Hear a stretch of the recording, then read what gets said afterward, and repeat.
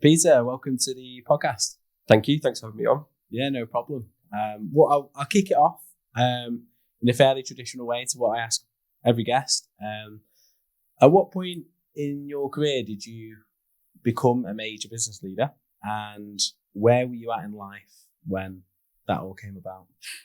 Do you know, I heard you asking that question on a few other podcasts when I was watching before, and I must admit it's a really difficult question because I don't think I'm there yet. And I think for a number of years I've sort of been on a journey where you never quite think you're there either. And actually, if you take a second and look back, you can see what you have achieved. And so sometimes you've got to remind yourself that. But I've got a lot more that I want to go and achieve, and I would say probably not there at the moment. But there was a point when I was working at DPD when I realised that I could start leading people and managing people. I think that's probably the turn moment. There was an opportunity to go to a sales directors meeting when a member of staff, a line manager, couldn't get to it through illness, and all of a sudden it was kind of put your big boy pants on and show up, and from then on I was able to start managing people, and that was a real, I suppose, turning point to say, okay, I no longer want to just be a salesperson. I want to lead businesses and lead people within those businesses. Amazing. And what position? What was the title? At that time, yeah, I was a regional sales executive. Yeah. At DPD, I was then given, I suppose, what was an internal title of a second in command to the sales manager of the Northern region. Yeah. And that was an opportunity to work really closely in a very fast-paced sales environment, but without the pressure of actually the entire ownership of the team.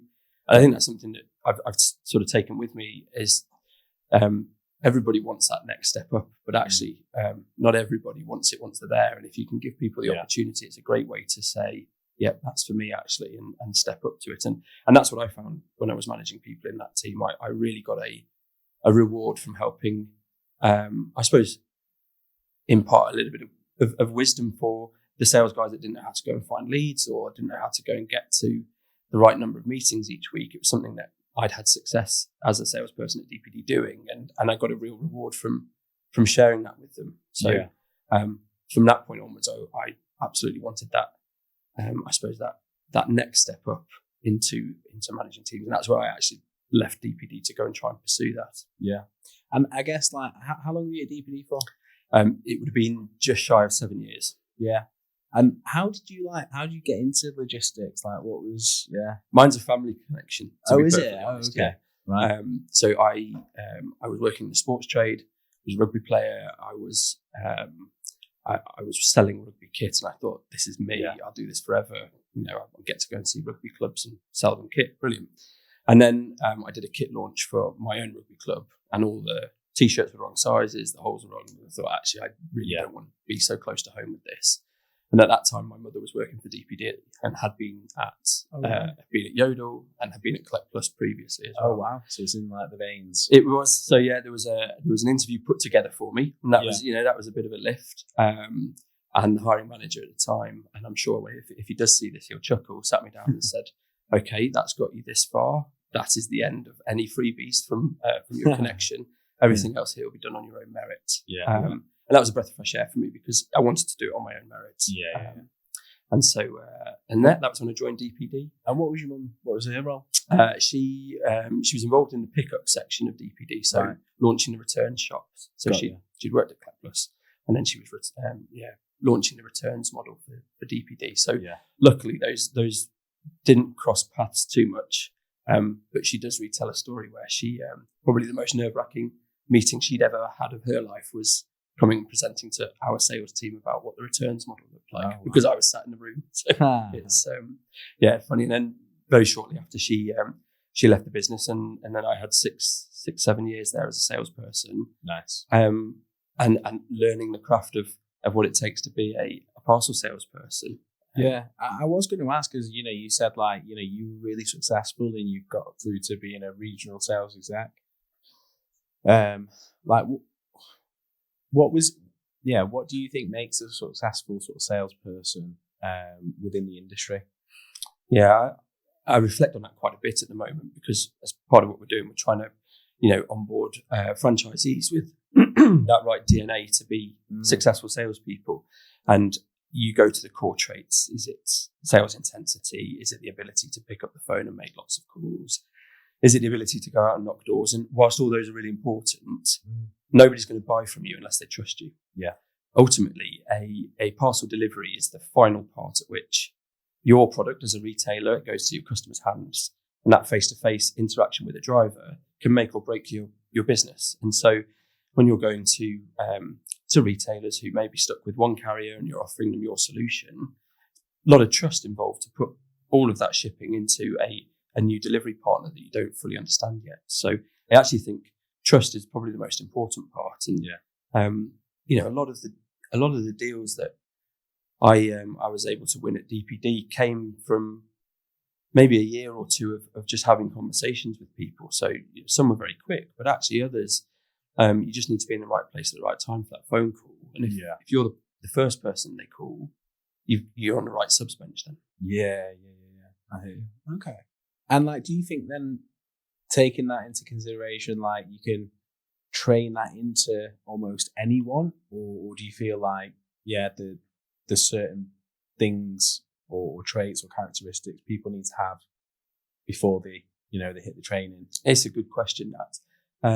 You can certainly train all of the intensity up front. So how to knock doors, how to make lots of phone calls, how to create efficiencies in that. So how to use some of the technology tools that exist now to create multiple email cadences. The trust element, I think, comes from confidence, to be perfectly honest. And I think the more you invest in understanding what you're selling, the better that trust becomes, because ultimately we're operating as consultants in what we do. We are going in, we work with a number of carriers, and we're trying to fit the best solution to the business. Yeah. And sometimes that is as crass as just saying, do you know what, Mr. Customer, you're actually with the right fit at the moment, and we're going to back away. We don't think we've got anything that competes.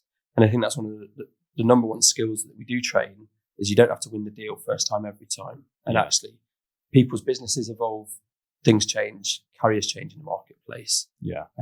And so being that first call again is more important than forcing somebody into a solution that's not right for them. Yeah. So it's not necessarily a no for forever, just not right now. Exactly. Yeah. Okay. Leave a great impression. Yeah. Leave them understanding what your USPs are, both as a business, but also as a person. Yeah. And you never know when you'll get that next phone call. And we're seeing it at the moment with our franchisees that have gone live relatively recently. So, first 2-3 weeks is go out into your territories and just make lots and lots of door knocks and speak to lots of people. And now we're 4 or 5 months on from those first people going live at September and October time. And they're getting phone calls back on those business cards that they left at the very, very first week. Yeah. And we've had a full circle moment for one of the franchisees in Crewe. So as part of the training course, we do live scenarios, as you'd expect. So we have a day of prospecting. We teach the franchisees how to find the right businesses. And there was this one business that the franchisee found and was desperate to call. So he then did his first ever parcels cold call in front of a team of other franchisees and support managers. Real nerve-wracking moment for him. And they entertained the conversation, and they told him what the pain points were, and he did a great job of finding that all out. The second week then we supported, and we went and had a conversation with the customer and put some prices together. And I must admit, I thought at that time it was a done deal. We were saving them money. They weren't really getting the love from the account management, and we were offering a much better option. And for whatever reason, and I think parcel sales does this to you, Christmas hit, then we couldn't onboard them because of another reason, and they kept dragging their heels on the franchisee. And then just last week, they've sent their first parcel with us. So he's had a full circle moment. His first ever phone call has now yielded his first ever parcel and his first ever commission from that customer on it. So, mega. Yeah. And was it a big valued account, or relatively average for us, to be honest? Yeah. It was they're probably doing 10 to 20 parcels a night, and that's really the sweet spot that we sell in the SME space, where maybe you can't get the right price point from a carrier, they're maybe not getting account management at the level that they're after, and that's where we can really add value. Well, touching on it then, because one of the, probably I come across it sometimes one of the bugbears in sales, especially in parcel, is like booking their meetings or getting in front of the right people and the customers. Like how do you approach it in terms of if you were to call someone, e-com company, whatever, like how do you approach, or what's your typical strategy for booking a meeting? So in terms of, I suppose the structure of the week as a starting point, because that's really important. You take it back a step. We block our activities into really clear and concise sections. So the franchisees will work to a weekly plan that they set themselves, and they can move it around. But ultimately, you've got to have core prospecting blocks where you're sending initial emails. Yeah, that's starting to warm that phone call up, because the first time you make that phone call, you don't want that to be the first time they've ever heard of you. Yeah. We've then got sections which are door knocking, so hopefully you're getting a warmer introduction to somebody, and that's somebody you then note as your next follow-up call, essentially. So door knock activity, you're then going to put a task for yourself on the CRM to make sure you call them to book a meeting. So again, you're creating familiarity prior to making that phone call. Yeah. What I've seen is if we give them a list of data and we say, right, sit here for a day and call 80 people, the yield on a meeting is so low. Yeah. It's the additional activities that lead up to that are so important. And we teach that, and we obviously we support our franchisees in the early stages with pre-written email templates so that they can start tailoring something that's a better initial email than they might write themselves, and then over time they'll tweak that to fit their own personality.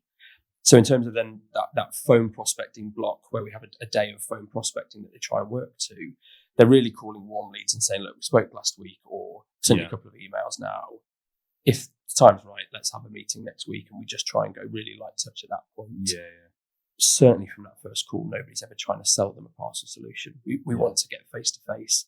We want them to know that we're the local people in the area, and that the shipping consultant, the franchisee, is that local point of contact. So very often it's we're in the area, we're seeing one of your neighbours, can we pop in and have a chat as well? And I think people really want that familiarity of a local person again. The world of technology, AI, outbounding in terms of email, LinkedIn, there's so much that we can do to support the franchisees, but ultimately people still want to know that it's a real person at the end of it. Yeah.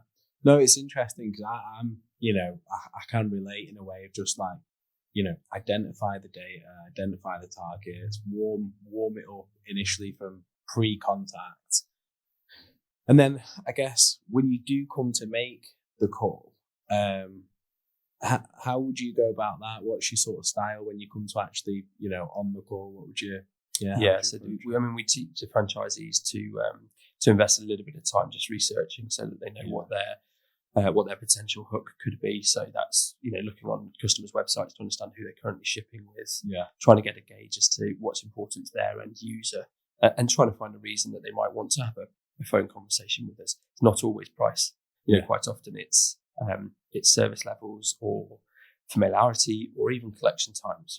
Quite often we will identify on somebody's website that they've got a 12 p.m. cut off for next day delivery, and so our first question is that because you guys finish packing and you want to go home early, or is that because you're not getting a collection late enough, and can we have a conversation about that? And really trying to identify a niche point to try and frame that conversation around. I think if you just go, hey, we're selling parcel services, the reaction invariably is going to be, so is everybody else, and we're sorted. What's different, we're sorted.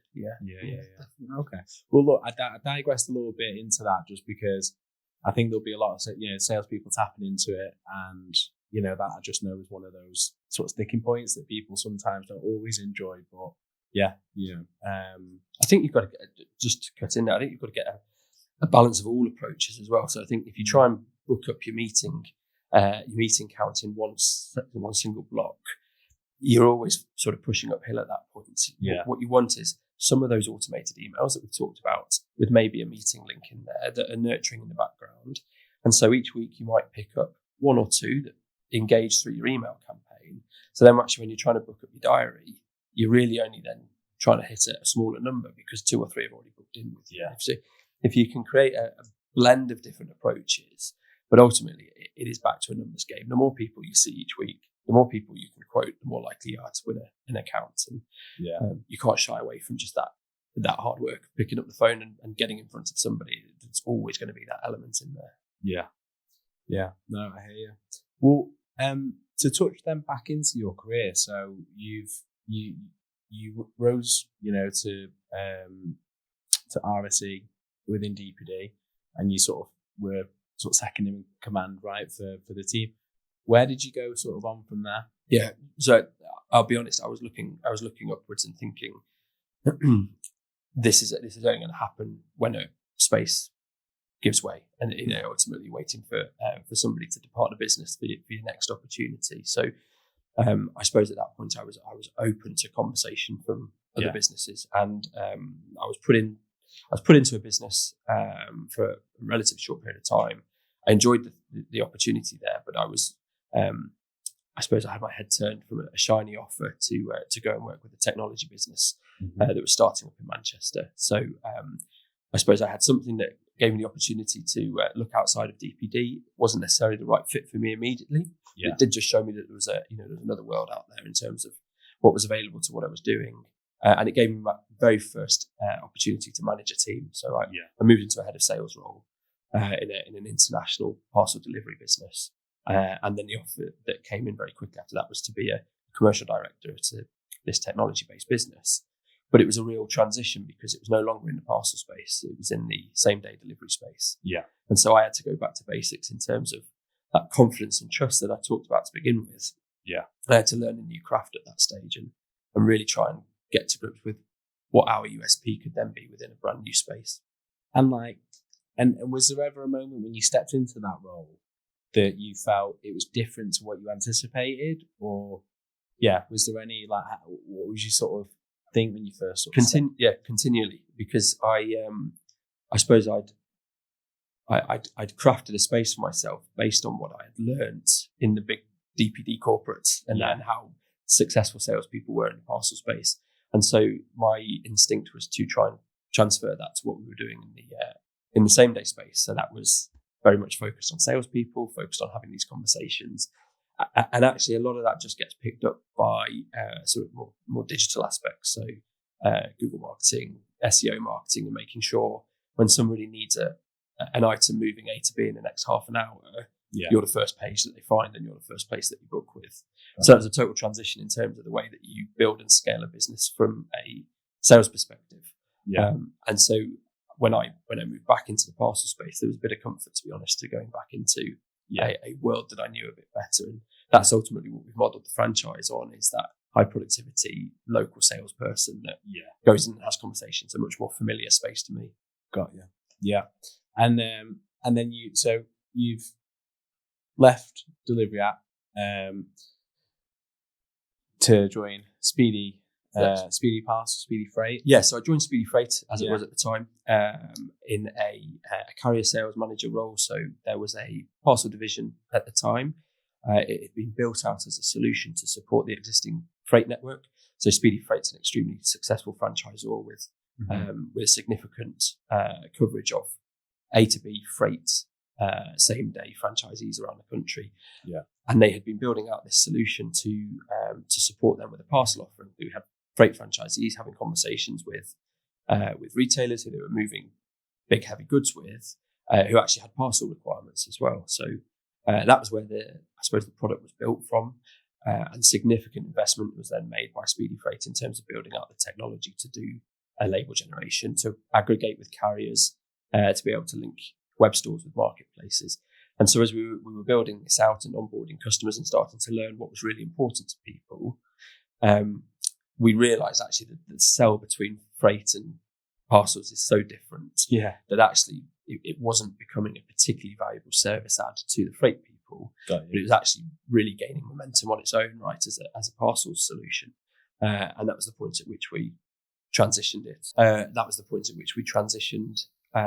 We didn't transition. That was the point at which we created Speedy Parcels as its own entity, and then focused on how we could bring this to market in a franchise capacity, as opposed to the way that we built it for the 2 prior years with employed salespeople, proving out a model and proving a concept. Yeah. So we went live with franchise offering in September.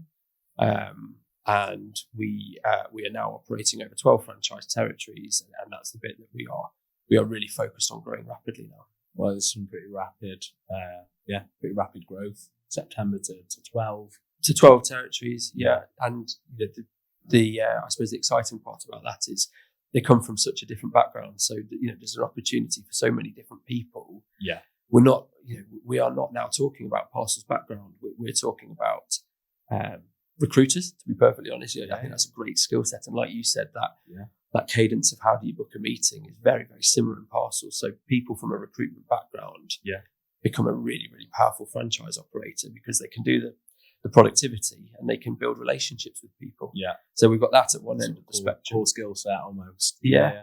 And then we've got people with a haulier background coming into it as well. And, people with no prior parcel experience who run retail shops, but to understand it from a consumer space as well. Yeah. So it's really exciting seeing the different backgrounds and the kind of conversations we're having with people looking to take that next step into business ownership. Yeah. Away from that employed space and actually, the opportunity to build something really special for themselves if they put in the hard work to it. It's a beautiful concept in a sense of like, for me, I speak to so many salespeople and you can just tell there's no room at the inn for leadership positions, sort of above them. And then they get to a place where, they don't just want to sidestep and they don't want to go to the parcel company next door. And they've been, and they feel, I could just sense it in them. They feel they've got more to offer. But then there's not always an obvious necessarily gateway to go and do it themselves, because naturally the off-putting side of it is you've got to go and build a network of, logistics solutions. You've got to, there's such a whole host of things that you probably have to go and figure out. And as a salesperson in a bigger org, can be pretty daunting. I imagine. And we're trying to limit those barriers completely. So you've got, ultimately, carrier contracts is the limiting factor to begin with. They're very much volume dependent. Yeah. And then back office, all the things that we've talked about productivity wise, all the things that get in the way of that can all of a sudden as a business owner become a problem. So, how do I invoice my clients? How do I make sure I get paid by my clients? How do I make sure I'm insured for my clients? How do I make sure that I've got a team there to answer where's my parcel queries, or parcels behind the bin, or parcels being delivered? Here's the proof of delivery. All of that we take care of from a support function. Yeah. So there's a sizable finance team, there's a customer service team, and we've got in-house developers there as well. So really, as a franchisee, all we're looking for somebody to have the skill set for is relationship building. Yeah. So can they come and grow their base of accounts and look after their base of accounts while we're getting everything else that could be noise out of the way for them.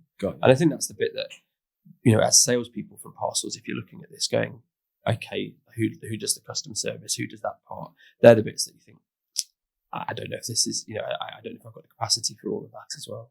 Got you.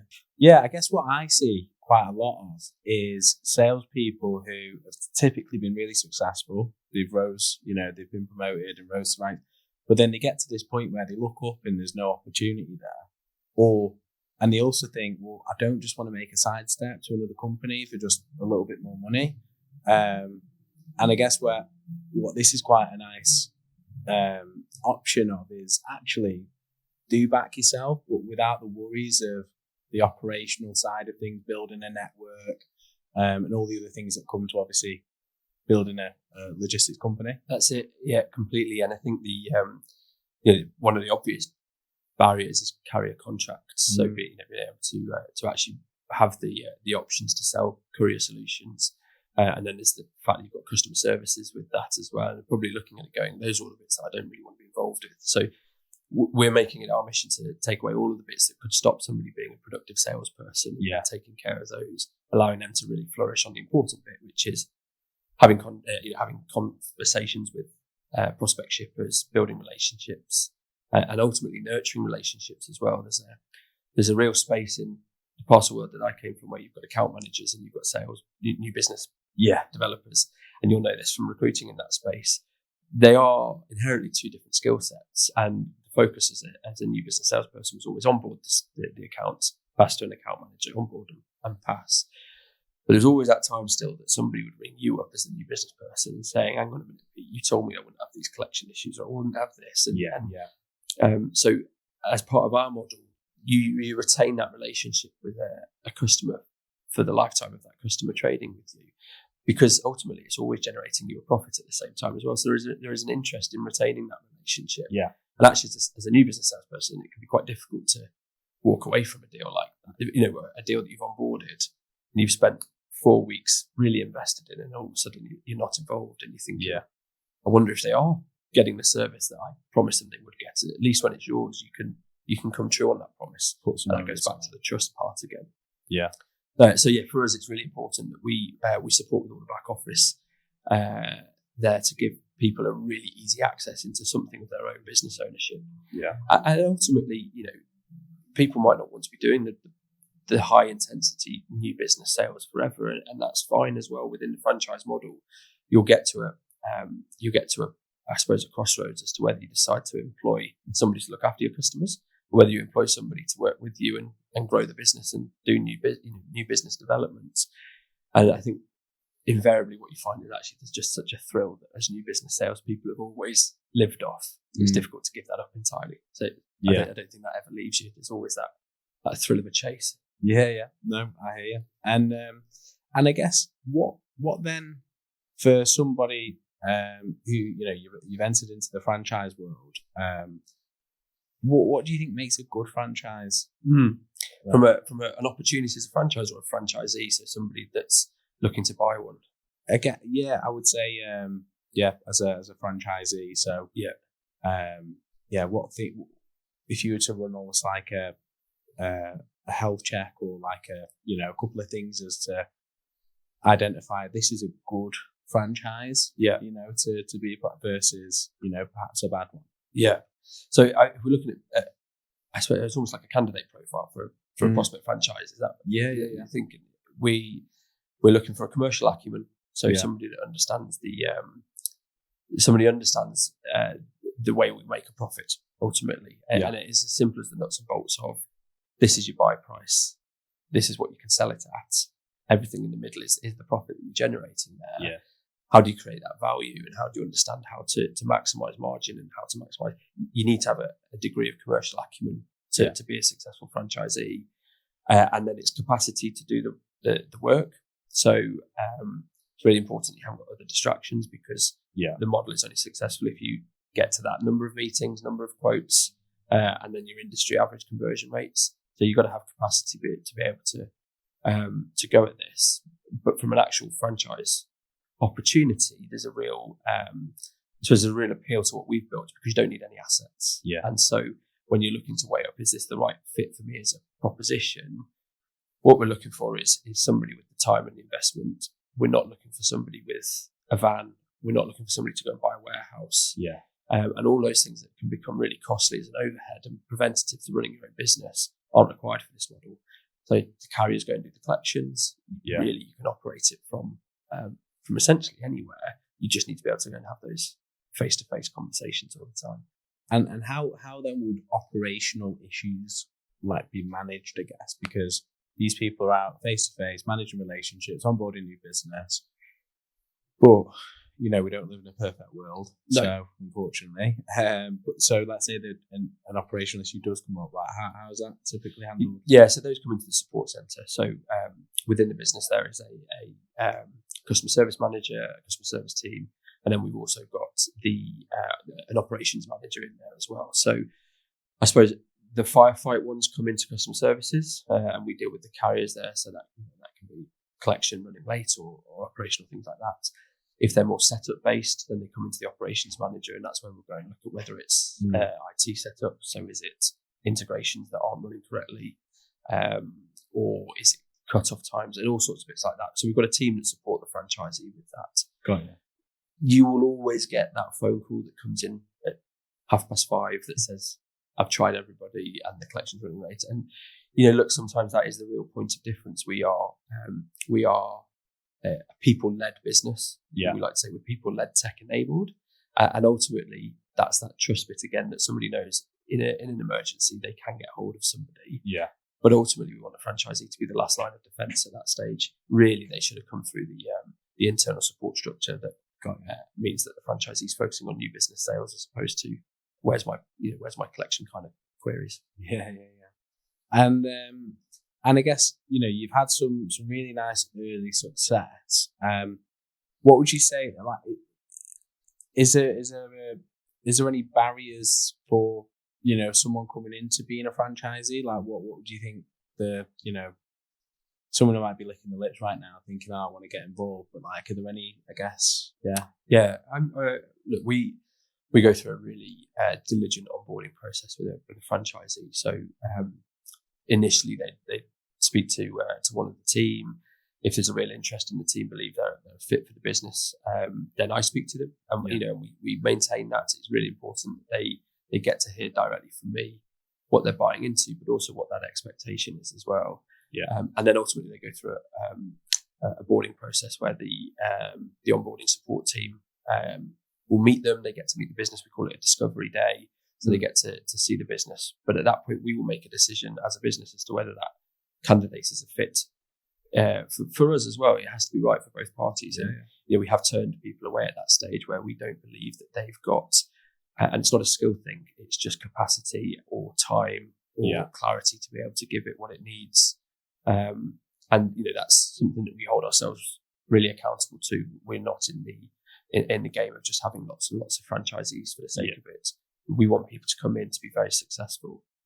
So barrier-wise, it is, have you got the time to be able to do the productivity required to meet lots of people, have lots of conversations with people, and I suppose also, have you got the funding to support to be able to get this off the ground? Because there is a period of time that you would need to cash flow yourself, as you start to build your margins. And so we make sure that people go into this with their eyes wide open, but ultimately, with the clarity of what the opportunity is at the end as well, and there's a real space to make yourself a very, very comfortable lifestyle through this. Based on having really great relationships with customers and conversations with people that you're naturally interested in having conversations with anyway.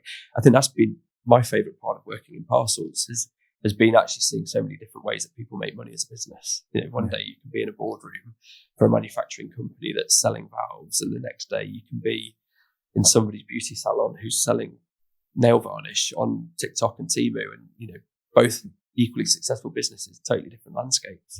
I love seeing all those different businesses. I hear you. And like, what would you forecast like a really successful franchise to do in terms of like turnover year 1, year 2, year 3, just to sort of gauge appreciate you can't, you've not got a crystal ball necessarily, but and we're always very careful with numbers like that because it's so dependent on what they can do and what they can throw at it. But ultimately, there's an investment cost for the franchise, and payback on that is typically 12 months. At the point of that, the beauty of our model is that it's compounding. So it's not restricted to how many hours in the day have I got, how many same day jobs can I get done, how many routes can I pick up.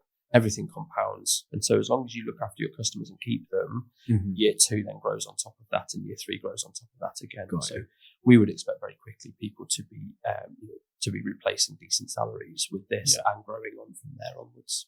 Right. Nice. And I'm going to have to ask, but how much is it to get into, owning a franchise? Yeah, it's a good question. And we're really transparent with that as well. So, territories are mapped out. You buy a territory, so you're getting access to exclusive postcodes. That's a real point of difference in what we've offered here, and it's built out of the success we had in the Speedy Freight franchise model, which is all very exclusive territory based as well. What that means is you haven't got people coming and pillaging your area within the same business and infighting. So upfront cost to buy one of those territories is £30,000. Within that, then you've got your onboarding training. So it's a 2-week induction course at our head office, and then a 3 to 12 week period of what we call a launch and accelerate program, where you get real time and support from the franchise support team. So they will come to deals with you. They will help you price. They will help you find pain points. And then ultimately, at the end of that, you get to a point as a franchisee where you go, do you know what? I know what I'm doing here, so I don't need that support. But they are always available there should you need them. So it's not like 12 weeks and we turn the tap off. But ultimately, you get to a point where you go, I'll probably just check in with them once a week now and I know what I'm doing. And so your upfront cost essentially is your exclusive territories and that investment to training and development.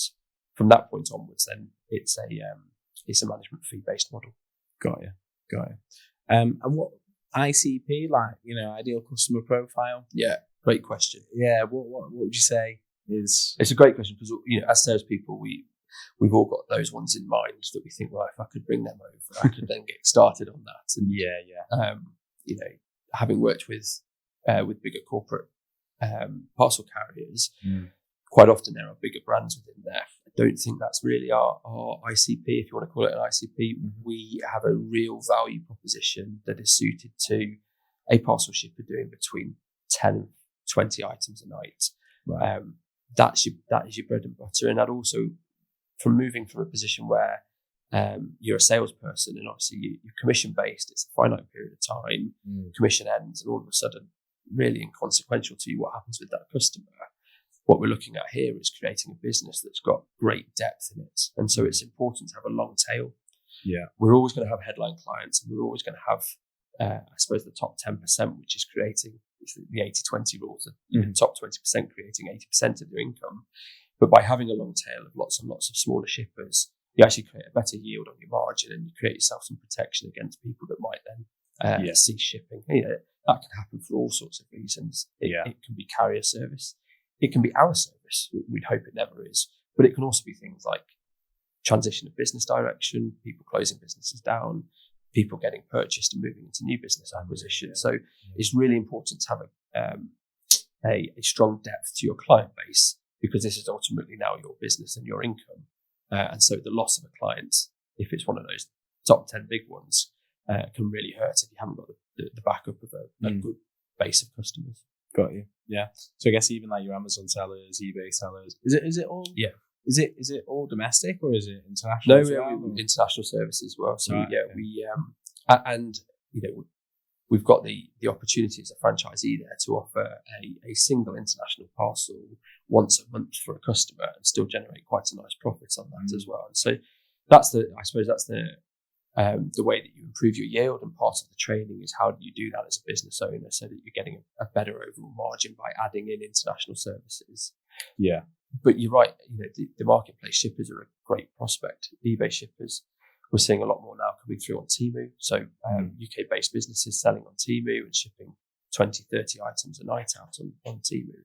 Those are a real core customer for us. Yeah. And we've built out the integrations to be able to enable them to add multiple marketplaces at the same time. So recently I actually visited a customer who'd integrated their Amazon store, their eBay store, their TikTok store, their Shopify website, and then a Temu store. Right. And so all of that was funneling into the same portal. And there's the time investment involved to do that. And I suppose the flexibility that we're able to offer then is that should they want to change their carrier, should they want to add a new carrier to the mix, that integration upfront work is already done. And we're in the back end then able to pivot quite a bit quicker then. Yeah. Okay. And is there has there been anyone where they've taken on multiple postcodes or territories or to start with? Yeah, absolutely. So the postcodes are based on a business count, and we have an offer where you can take up to 3 territories in one go to begin with, but you must be able to put in a sales function to each one of those, and so that's the caveat. So really, we're then looking at either somebody who's going into this with somebody, so there might 2 salespeople coming into it together, or an investor who's thinking, I will employ a salesperson into a territory. Yeah. But absolutely, it's a great way to scale your business is to take on additional postcodes. And let's say there's the 30k that grants the franchise. Would you say it's worth bringing more capital to the table, or do you feel like it's more that 30 is? So there's not a great deal that you can do with additional capital in terms of this, because ultimately you're restricted by time and sales. So the additional capital that you might explore is bringing a salesperson with you, so you're going twice as fast. Floating someone else. Or going with an additional territory. I suppose the key bit is having enough capital to cash flow the early days. But ultimately, there isn't really. There is local marketing that you can do and we can support with, and that goes through our marketing team for sign off. And whilst we support with monthly marketing and brand marketing activity, anything over and above like radio advertising, local media podcasts, things like that, that would be done at the franchisee's cost. So yes, there is a value to being able to increase that marketing activity with capital, but realistically, in those early days, there is no substitute for the hard work of just going out and speaking to people. Yeah. And let's say, someone buys into the franchise, they're, 8, 9, 10 years on. It's been a successful, it's been a successful journey. They want to exit. Yeah. What are the exit options? Well, look, we're relatively infantile into the Speedy Parcels franchise, but we have the history and the expertise of Speedy Freight as a very successful BFA recognised franchisor. There are so many different ways of doing that and supporting that. It's market dependent. So there is a typical resale value to a franchise, and we can help support with finding buyers for that. But similarly, there are ways of bringing people in on buyout schemes as well. So that's a great way of creating an exit and taking the risk out of it for somebody. So bringing somebody in who ultimately over a year or two takes over the business and buys you as the franchisor out of the business, which is a great way of doing it. And occasionally then there'll be ways that we can support as a franchisor with territories that we know people are seeking. So I suppose, look, transparently, we're not at that stage with Speedy Parcels yet, but those exits are the proven model within Speedy Freight, and we support with finding buyers at that point. Got you. And obviously, I know DPD had the DPD local sort of franchise network, didn't they?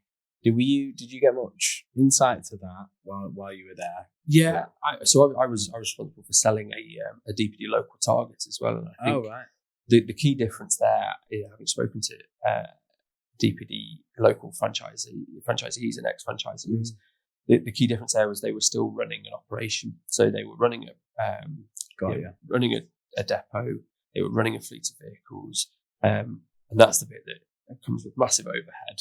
And ultimately, the pressure of somebody ringing in and saying, "Do you know what? I can't come in today. I can't deliver that route," and that is a totally different gig to what we're looking at, which is very much sales and new business led. And I think that's a really exciting differentiator, is that you can do this now without that overhead. And some of those DPD local franchises that were extremely successful were investing in salespeople to go and grow the model locally and pick up the right kind of work. And it's really that very last part of that sales model that this is based around. Got you. And what was the reason DPD was start to buy back the franchises? To be honest, I couldn't tell you. I'm sure it was something strategic. I couldn't. No, fair. I just thought I'd ask, because I know they went through that period, didn't they, where they started to buy them back. I know there was an initiative to it. And I think the key difference there is that they were operation. They were operation. So by buying those back, there is an asset, and there is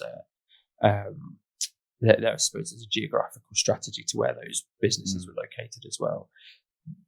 What we've got with Speedy Parcels is less asset led. So the value that you would be selling on in the future is your client base that you have created over time, and that residual income that's generated from that client base. Got you. Okay.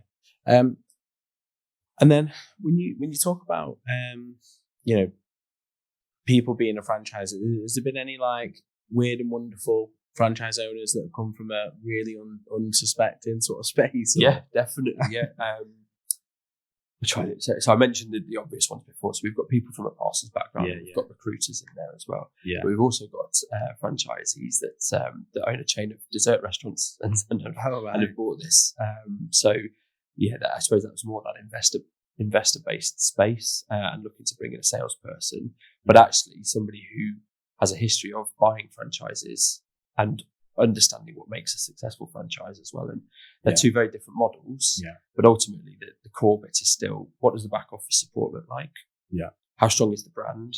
And how commercial is the offering? And if you get those three bits right, the franchise very much is the same thing. Then it's how do I generate more and more sales through the franchise?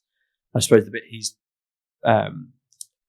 found exciting in this is that there's a compound effect to it. So rather than having to take on another dessert restaurant and another dessert restaurant once you get to capacity, with this you can just keep growing on it within the territory. Yeah, got you. Okay. And territory wise, like what would you say is like you're thinking if you were going to go to be a buyer? Like, I can't believe no one's bought this territory. Okay, yeah. Because you've seen it from probably a national perspective at DPD and how different territories probably yield different revs and profits. But like, what there's a few there that I'm thinking will be the ones that go next. The hotspots. Look, I've sold in the Northwest, and that's where the business is born from as well. So very quickly we've onboarded franchises in that area. So what I deem as probably my hotspots, like Liverpool and Warrington, we've got people selling in those and doing very well in those at the moment. The one that stands out to me is probably Birmingham at the moment. There's a city centre territory in Birmingham which is just crying out for somebody to come and take. Certainly, having watched my peers at DPD do really well out of Birmingham as a territory, that seems like the obvious next one, to be perfectly honest. Yeah, got you. And I guess London, would you say is? Yeah, so London's a funny one because you've got a lot of offices, but actually parcel distribution could be all over the country. But the beauty of our model is it's decision maker dependent. So London's a great opportunity, and we recently exhibited at the International Franchise Show and gained a lot of interest from people looking for London-based territory postcodes now. So nice. I expect to see one of those go quite quickly. Yeah, and I guess what would you say has been the big difference going from a business like a DPD, for example, big national parcel company, to more of this franchise-owned model? Like you say, that it's not even necessarily reliant on logistics people necessarily coming into Tado. Yeah. I think there can be a little bit of a sort of shock moment to begin with, where you're used to having a very, very rigid structure as to what you're meant to be doing, and that can feel quite restrictive when you're a salesperson within that rigid structure. So I think the thing that feels most appetizing to begin with is, I don't have that rigid structure. Very quickly, all of a sudden, the wheels fall off, because it's that structure that is generating the success, and it is just proven. You create the right environment to make enough outbound activities across door knocking, cold calling, sending emails, and it just flows down the funnel. It can be there's a significant degree of self-motivation required to stick back to that structure. And it's a journey that we see our franchisees go through quite early on. Is they come out of training, they've got this freedom to generate their own weekly structure, and all of a sudden certain bits within that weekly plan that we teach get dropped. And so then we sit down 6 weeks in and say, right, okay, how's it going? Where we're struggling to get to 10 meetings each this week. Last week I only managed 6 meetings. And then we look back at the week before, and I missed that 1 hour there that was dedicated in the plan for sending emails out, or I missed that 1 hour that was dedicated for prospecting on a door knock. And all of a sudden that compounds. And so, I suppose that self-discipline to stick to a structure is really important. And if you look at a target at the start of the week for activity, it can feel quite overwhelming. As soon as you break it into chunks, it's very easily manageable at that point. Do the work and the results will come. Interesting. And like, ugly question. But like, at what point would you know if like a franchise isn't going to be successful? And like, how does that go as a scenario? It links back to activity. Every single time is not matching the network average for activity very early on is I suppose an early indicator, and that's where we then invest time as a business to understand what's restricting somebody being able to match the peers in terms of activity. And there can be all sorts of reasons for that. It can be understanding of some of the technology tools that allow you to create more efficiency in that, so the CRM platform. It can be a nervousness around the cold calling and picking up a phone and making dials. And again, that's something that we can then support with coaching take people back out of that environment where they're on their own doing it and bring them into an environment where we're supporting with those calls. So I suppose those are the early warning indicators that we would look for. Okay. And then are you able to sell freight as well as parcel? No. So we're very hard line on that. We have very successful freight franchisees. And so we really encourage the two businesses working closely together. But absolutely, they have a skill set for selling freight, and we have and teach a skill set for selling parcels. So they're actively restricted in terms of that. No, it does make sense actually, because you talk about stepping on people's toes. It's ultimately it's that trust piece as well, because if you're walking into a business and you're trying to sell them a solution that you don't fully understand, you undermine everything that you're really strong at by giving them a weaker solution there. So by putting them in front of the right people, you support your own business interests on parcels. No, got you. Was there ever a point in your career that you said that you felt you really kicked on, or there was a penny drop moment for you that like you went through rapid levels of knowledge? I think sort of progression. I think very early on in parcel sales was probably that, where I had a probation review at 6 months in, and very bluntly I was told, "You haven't really set the world alight." And I was given a copy of a book called Polar Bear Pirates, and it was about understanding and navigating the business space and moving blockers out of your way to go and essentially be, what was it? I think they called him a fat cat city, and the chief polar bear at Fat Cat City. It's a great book, and I think it was banded around DPD quite often. And at that point, I thought, I need to go and set the world alight, and understood then, okay, this comes from productivity. This comes from going and having lots of conversations with lots of people, because ultimately those first 6 months, I just wasn't putting the work into the level that it was actually required to be at. So I suppose that was a kick on in terms of being a successful salesperson. I'd like to say I was a successful salesperson. The next kick on was then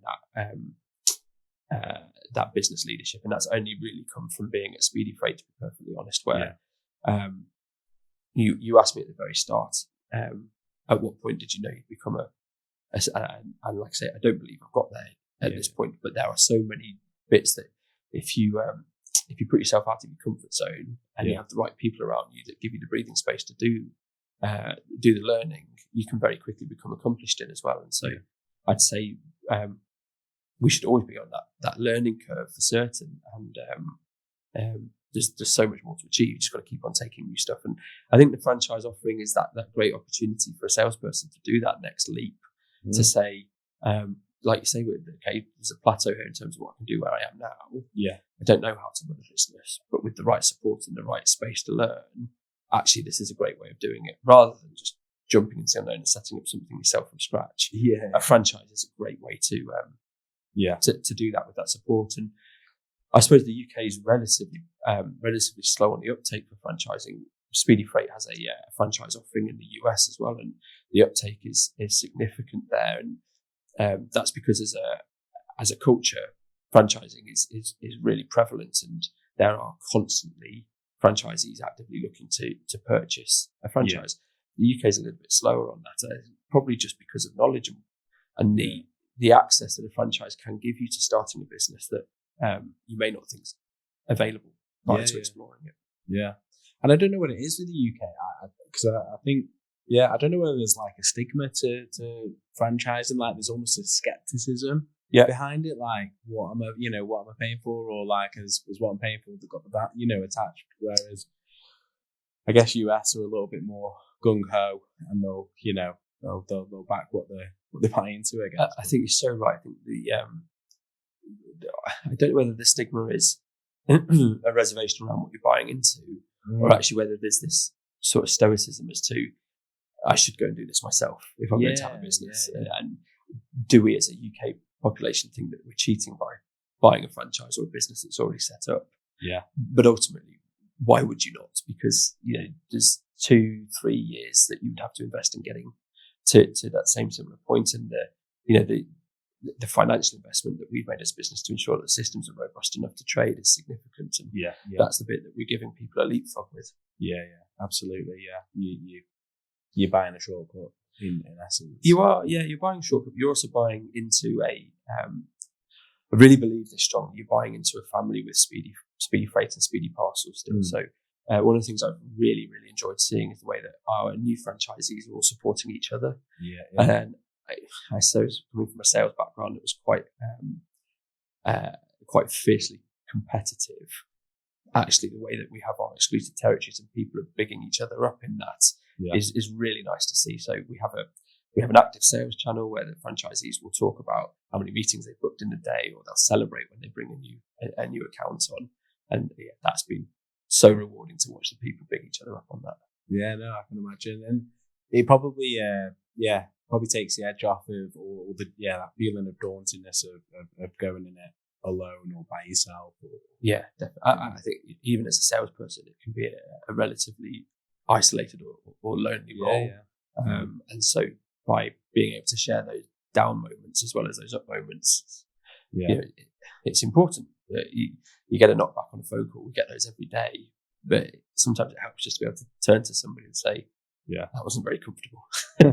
And they say, yeah, no, me too, but we're going to make another call now, and off you go again. And when we touched on it, when I asked you originally, like, at what point did you realise you're going to be made specific, or like where were you at in life? I don't think we necessarily touched on like where you were at in life. Yeah. And the only reason I like to touch on that is because I think people have this, I guess, feeling that if they've not, if they've had kids, or, if they've got certain financial commitments, or they've got, debt or something associated in the background personally, like it almost stops them going for it. But then when I ask this question, you often find there are things that people had going on personally that, hasn't necessarily stopped them. And I think can be quite encouraging to someone who's listening in. Yeah, well, I mean, we've got franchisees that are all sorts of different backgrounds and stages of life, and we've got franchisees who've got young children, because often that can be the thing that you think, well, okay, I'll wait till the children have grown up and then I'll give this a go.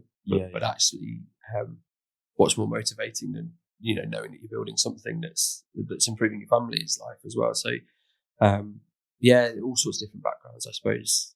In times of life, it's you ultimately still just weighing up, have you got the capacity to give this everything that it needs?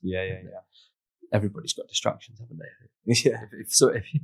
I think if anybody looked at themselves and said, it's all worked out, I think I'm stable here, they'd be lying to themselves, wouldn't they? I'm the same. I've got 2 young children, and of course there can be a distraction. I've got a 5-year-old and a 6-year-old. Oh, nice. Yeah. So quite close to you on that one. They are. I actually got called into school the other day and asked if I could do a show and tell and talk to the class about what I did as a job. Oh, really? You've had that call up? Yeah, but only because Hugo had been telling everybody I was a postman. Just from his perspective, I just worked delivering parcels. So. That is amazing. Oh, at least you've had the call up. Yeah, I have had the call up. I've not had the call up. To be fair, I've had the girls in the studio. I had a little play around, like interviewing each other. How old are yours? So I've got, my oldest is 8. I've got 3 girls. Oldest is 8. Middle girl is 7 this month. And then my youngest is 5. Wow. So the transition into being little people. Sure. Little personalities and stuff. So I think it's always great for them to see what everybody's doing as a living as well. And however, what does actually going to work look like for the parents? It's great for them to see that. Yeah. And my middle girl, Indiana, she was like, I'll have to post it actually. I have to put it on LinkedIn because they did turn the cameras on, to be fair. But she was just sort of sat there and just immediately took the, why would you want to work here to my eldest? Really? Yeah. So quite a funny moment. But I guess if you were gonna go all the way back to perhaps when you started at DPD, what sort of advice would you give yourself? If you were gonna, That's a great question. That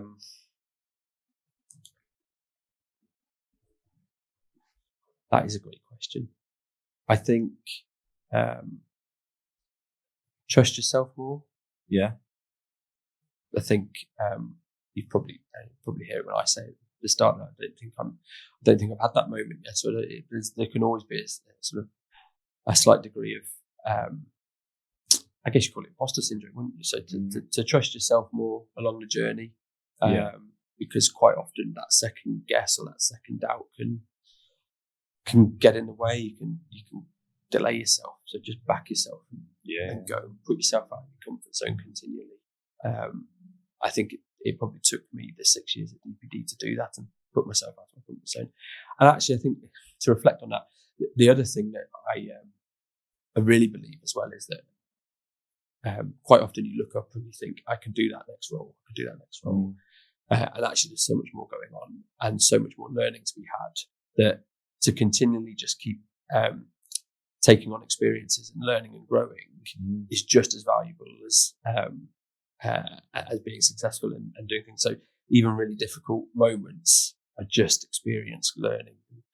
That's probably not a very strong way of articulating that, but to be able to frame a bad experience as a positive experience because it's a learning development is really important, and they all are. And things that feel really difficult at the time become easier and easier, and as you go through your career, all of those experiences you draw on later and later, and that's why I believe I've got so much more to learn still. And really, I'm just scratching the surface, and getting started. Yeah. Well, I guess we're at the infancy with the franchise, building out the franchise network. Some really, really good early success. Like, let's say we fast forward 5 years. What do you feel like success would look like, and where do you think sort of Speedy Parcels will be? Yeah, I'm quite clear in that vision, and I think that's been an education that my peers at Speedy Freight have really supported me with. Is mapping out what does good look like over the next 5 years. So we want to grow rapidly within the franchise network. We have we've probably had some distractions, which we've now streamlined, and so success to us looks like having a network growing rapidly of franchisees. We'd like to get to 100 franchise territories sold over the next 5 years. Yeah, and to see a strong percentage of those franchisees having great success, taking their taking their own lives into their own hands and creating something more sustainable for their own families is what we'd like to see. And we know that not every franchisee that comes into this is going to be successful. That is part of franchising. But we really hope to have a very powerful reputation for success.